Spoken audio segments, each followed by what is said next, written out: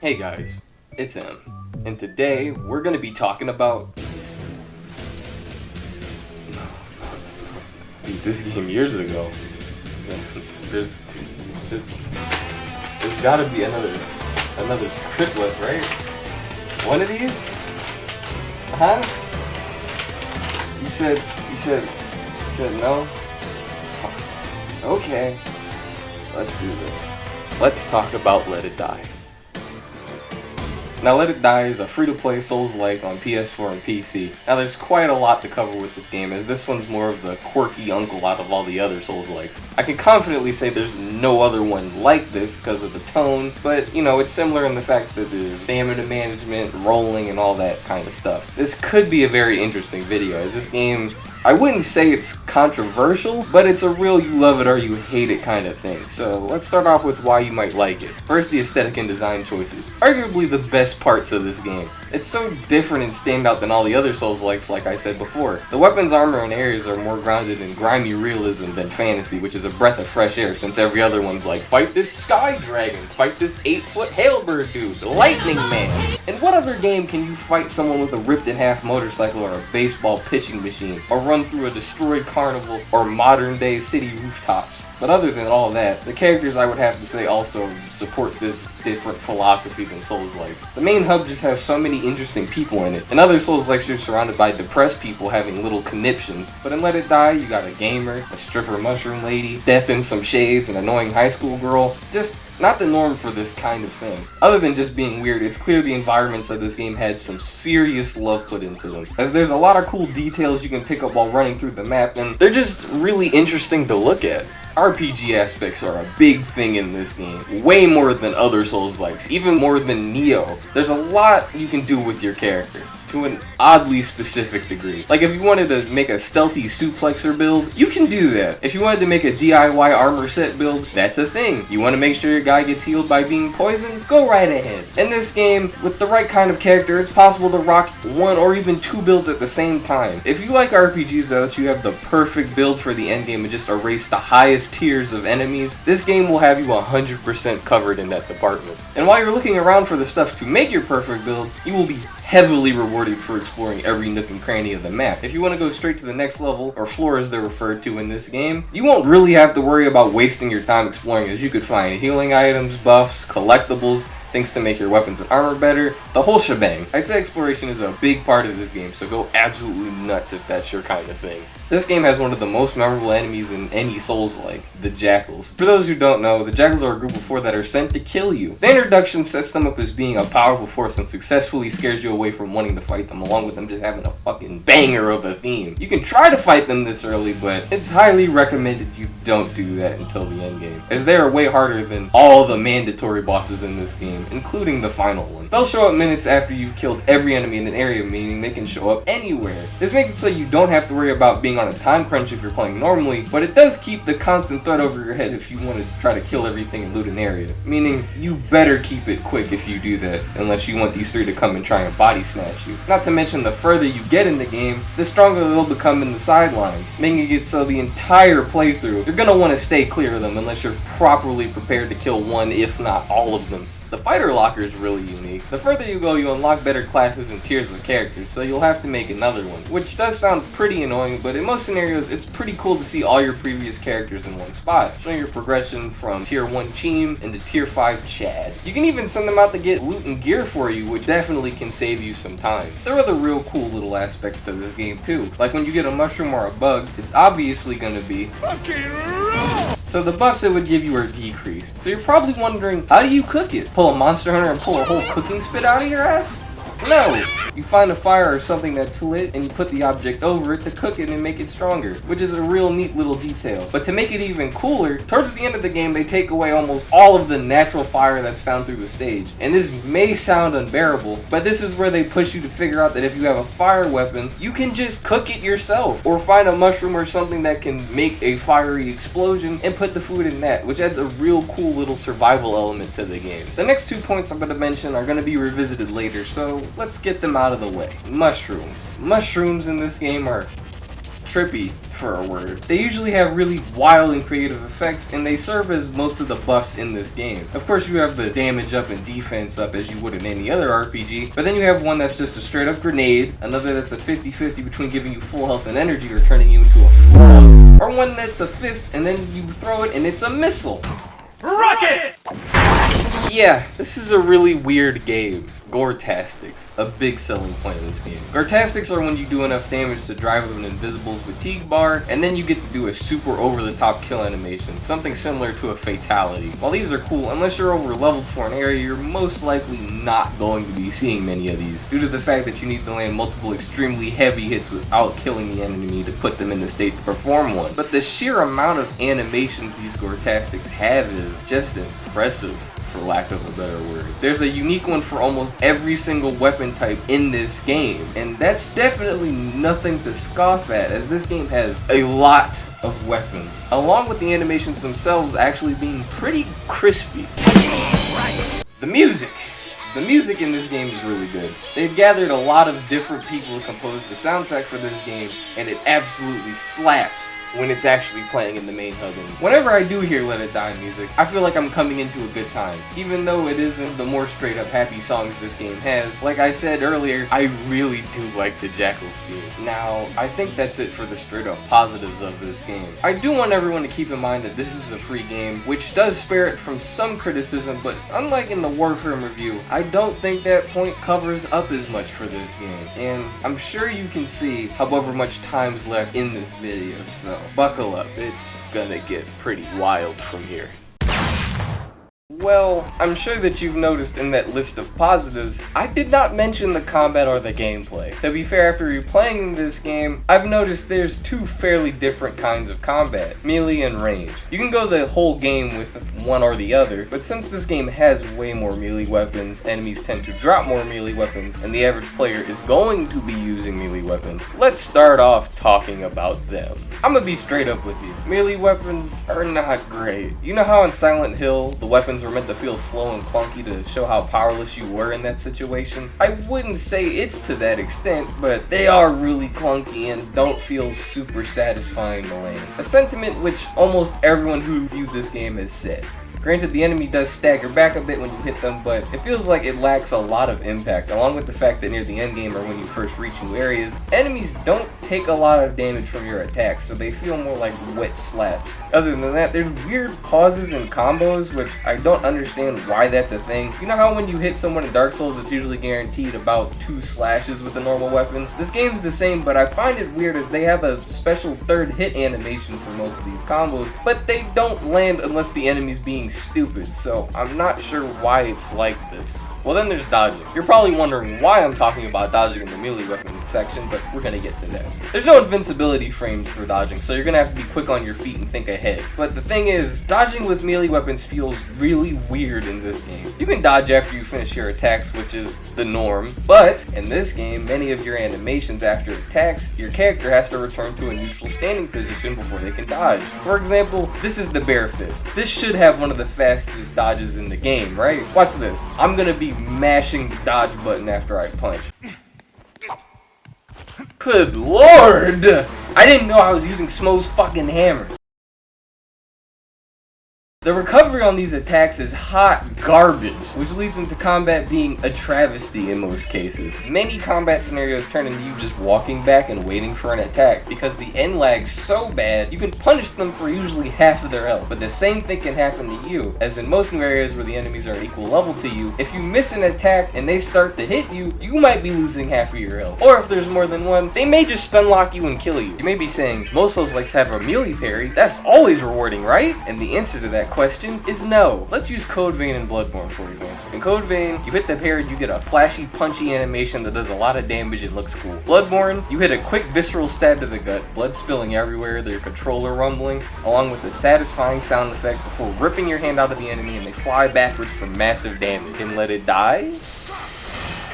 You get nothing but a single free hit. No special animation, no big damage, just a cool little tink sound, and if you're lucky, a whole 1, possibly 2 attacks from your weapon. This is illegal. Remember Gortastics, which I said could instantly kill targets and have really good animations? I don't see why these couldn't have been toned down and used as the parry animations. You know how cool it would have been to have all these weapons with their own unique, rewarding, punchy parry animations and giving you an actual good reward for parrying? Why am I always the one that has to think of this stuff? That is such a good idea. Why didn't they think of that? There's no real incentive or tool to push enemies in this game. And someone may be about to say, what about the iron and the bat? God, this dude's stupid. The iron and the bat have easier parries, but they lead to the same scenario of only getting 1 or 2 hits. The only reason those are considered better instead of your hand parries because the parry frames are actually good in more than like a singular frame. Hitting parries multiple times with those weapons isn't hard, but that doesn't really make the mechanic good. Those weapons are just really good at exploiting an option that's otherwise unusable. So long story short, the melee combat in this game forces you to be overly passive unless you're over leveled. There isn't a good way to open and blow up enemies in this game, so you usually just end up doing this backward scuffle until the game gives you an opening to hit them. Now onto the guns. If I had to recommend you use any kind of weapon in this game, I'd recommend the guns. They don't suffer from the same kind of clunkiness as many of the melee weapons do. You may say to yourself, I'll just use them the whole game. They sound perfect, and while they do have less problems than the melee weapons, they have some weird traits about them. They start off with a certain amount of ammo, which for most guns is pretty decent. If you're over level, you can get through many floors, and if you're about the same level as the enemies, you can maybe get through a floor or 2 with 1 gun. But you may be asking, if it starts off with a certain amount of ammo, how do I get more? You don't. Yes, this game decided if you want more bullets, then you're gonna have to just grab an entirely different gun. Like, why isn't there an ammo pouch or something? Weapons have a set amount of durability in this game, which is a point we'll touch on later, so it's not even like you could use the gun forever even if it had infinite bullets. So why do I need like 5 assault rifles to make sure I don't get ass blasted for running out of bullets? Enemy variety is not the best. The cool thing about most Souls-likes is the sheer enemy variety as you go on further in the game. Tubers sport a good 5 cool designs, but you'll mainly be seeing the normal weak fodder ones, along with the fact that only 2 of them really shake up the normal gameplay from you just walking backwards and waiting for them to whiff. Other than that, the only other enemy type is the Screamer, which are about 95% of the enemies in this game. What's a Screamer, you may be asking? Well, a Screamer is a recolored version of your character that gets the exact same weapons and fights the exact same as you, except for them getting a weirdly better dodge than you. So, instead of being excited for newer enemies, you'll be more excited to see what new weapons they're holding or what new clothes they're wearing, which isn't terrible as it is a good way to show off the kind of stuff that you can get, but I must admit I do kinda wish there was more variety in the enemy type department. It's a Souls-like, so what about the bosses? Now, the bosses are pretty cool. There's Cohen, who's a blind brute. His blindness means he won't be able to straight up attack you unless you do something loud like run up to him, or unless he does a scream attack distance where you are in the room. Jindai is a teleporting, gun-shooting blob lady thing. Her fights usually lead to a lot of map traversal or just hiding behind pillars to avoid her fire. Gotu is a thing. He's a weird long-tongued bowling ball looking dude who to my surprise has a pretty interesting moveset. Other than the tongue whips, he can roll around. He can even eat your armor or spit out little skeletons to fight you. And then there's U10, who is a Metal Gear Revengeance looking type lady who has a tail blaster and is quite fast, along with the fact that you have to fight her in a small little cage. Probably the weakest out of the first 3 because of her later introduction, but she's pretty cool. And that's it. You may be thinking, oh, it must just be a short game if it only has 4 bosses. No, they just reuse them. A lot. You fight Cohen, Jindai, and Gotu about 3 times, and U10 you fight her twice. Granted, Dons, when they get involved, they take a version of the boss's body, and they have slightly modified versions of their movesets, like they get electricity or fire, but it's kind of weird to me they chose to reuse them this many times. Imagine if you were playing Dark Souls and it was just 50 Shades of Gundyr with him getting 1 new attack every once in a while. It is kind of sad after you play this game to a certain point and you see these 4 and go, oh, it's them again for like the 8th time. Yay! Granted, the optional bosses such as the Jackals or the 4 Horsemen are pretty unique, but seeing as you'll most likely not fight them in a normal 40 floor playthrough kind of ruins that point. And since we're talking about bosses, it's not really satisfying to beat them in this game. As you get further in this game and the bosses become a little bit more spongy, you'll react more like, thank God that's over and I don't have to do that again. then that was a cool boss fight. I'd really love to redo that. They don't have any aspects I would say that makes them fun to fight. I think Cohen's gimmick is really good, but it doesn't really make me want to fight him over and over again. The other three are pretty standard. They're not like absolutely horrible boss fights or anything, but if I had the choice, I wouldn't really want to fight them after the 4 mandatory times I have to do so. So the gameplay and base combat don't feel too good in this Souls-like. It's functional, but I wouldn't say it's great. That's a big problem. Now you can say the mushrooms really do punch up the combat as they give some really good buffs, and you're going to be using them for most boss fights, but it looks like cheating. I know that sounds weird, but imagine you're playing Dark Souls 3 and you're fighting Gale. When you beat Gale, it feels like you've overcome a challenge with your skills and reflexes. Dark Souls does have RPG level up mechanics, so it's possible you'll be a bit weaker than expected, but if you play normally, he'll be a challenge no matter what build you're using. Now, if we put Gale and let it die, he would probably have 8,000 times the health, one-shot you with almost everything he has, and is just simply a tier above you. You'd probably say, that's bullshit. But this is where mushrooms come into even the odds. The meta mushrooms let you slow down time, make you invisible so the boss can't see you, 120% damage boosts, and a mushroom that makes you invincible. Now, if the boss can't hurt, see, or even move fast enough to hit you, it's pretty much seeing if you can do enough damage before the buff runs off and they kill you. So then what the fuck is the point of the boss fight?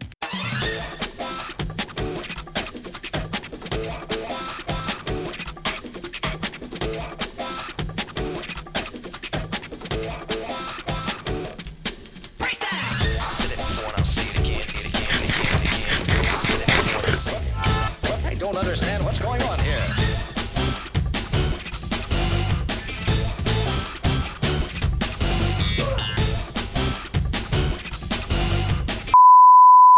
Like honestly, they could have just put a punching bag damage check where the bosses are. The main way to fight bosses in this game is to literally stop them from doing anything while you'll just wail on them with your build to 1 or 2 shot them. You're practically just hitting meat walls that look like bosses at that point. And some will say, well, you don't need to be mushrooms, you can beat them with pure skill. Unless you're over leveled, you're going to need mushrooms. Otherwise, you're going to be practically doing no damage and be in danger of being one-tapped constantly. There's no reason other than to cripple yourself to not bring mushrooms, because you're just making it 80 times harder by not gimmicking them out the same way they're gimmicking you. For our last main gameplay pieces, let's talk about death metals, the economy, durability, difficulty spikes, and the main RPG aspects of looting. Then we'll wrap it up with our conclusion. These are probably my least favorite aspects of the game. First, let's talk about looting. As I said, this game will reward you for looking around everywhere in the environments, and they also have a really immersive feel to them, but you'll have to do it so many times that the charm is going to quickly run out for you, or at least it did for me. On a normal playthrough, you're going to be so underpowered and weak if you don't grind,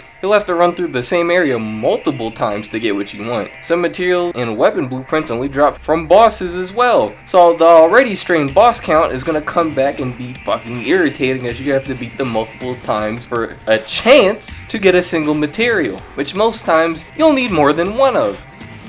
You would think this is how the creators get their money, but no, not really. On release, you couldn't buy materials from anywhere, but now they have a machine called the Hernia that sells random materials for premium currency or just normal coins. Either or, they don't let you choose what's inside the machine, so they could be selling stuff completely worthless to you even if you do whip out the wallet. So, really, it's just annoying padding. This game doesn't have too many levels. The main story only has about 40, but they like to jack up the difficulty on you so many times that you're forced to grind, and the grind is about 3/4 of the game. I can't think of any other Souls like I've played where they've practically forced you to grind this much. And some people may like this to an extent, but for me, it's a little bit of a turn-off.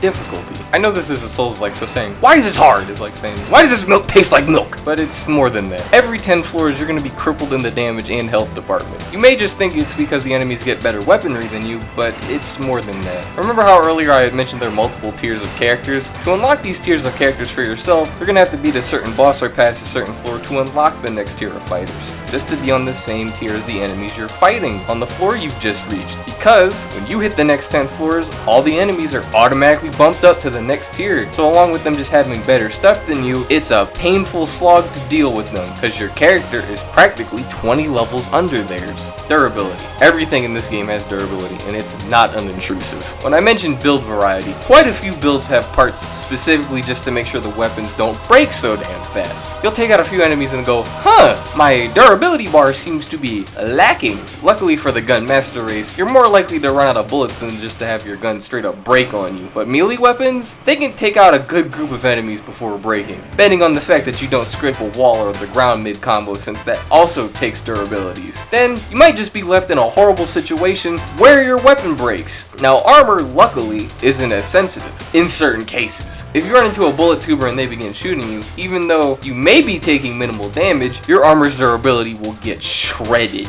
Same goes for if you step in fire. It doesn't seem to matter how much damage you take, it still significantly ticks off of your durability bar. When you're playing normally, it's not impossible to have both your weapons and armor break while you're looking to reach the next possible elevator. It's probably one of the most tense moments you can have in a video game, and I feel like it's really cool that it adds this little horror game effect at times, but since the penalty for dying is really steep in this game, it's not a situation you want to find yourself in regardless. I really think the main problem is they made decals to get better weapon and armor durability as if they know it's terrible on default. I feel like they just should have made an update to make the durability on base better, but seeing how old this game is and they haven't done it already, I doubt they care.